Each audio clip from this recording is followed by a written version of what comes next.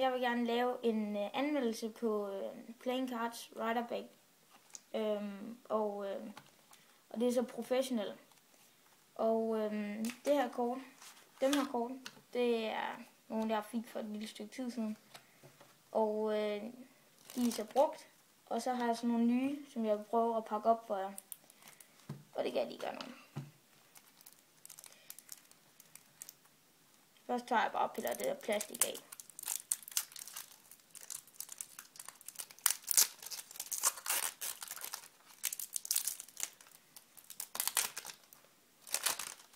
Og så hvis man lægger mærke til det, så er den der guld her, og der plejer den på de andre at være sort, bare sort eller noget andet. Og her er der så sådan et tegn, et mærke, som viser, at det er professionelt. Og så kan du sådan tage at presse i siderne, så den kommer ud, og så kan du tage dine tommelfinger og presse den ind her. Og det, fordi så vil den begynde at sprække, eller slikke.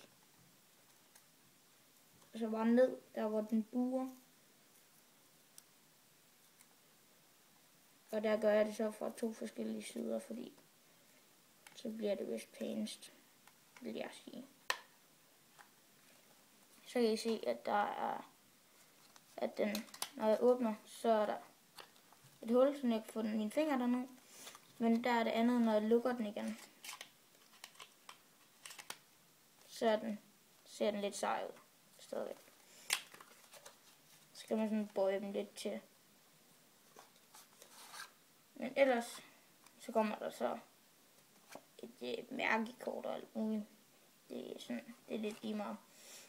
Og så kommer der en almindelig yoghurt, som der også er, og det er bare bagsiden på dem.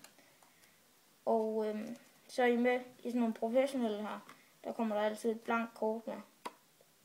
Og det kan man bruge til forudsigelse og sådan noget. Og så en yoghurt mere. Og ellers, så er det jo bare et almindeligt spil bicycle-kort. Og jeg synes, de er meget glatte i forhold til almindelige bicycle-kort. Og ja, de er lidt, jeg vil ikke sige, at de er lige så gode som Ghost Deck. Men altså, de sorte Ghost Deck, de er rigtig dårlige, synes jeg. Men også mine venner. Og fra en skala til 1 til 10, der vil jeg nok give dem 8. Og ja, vi ses.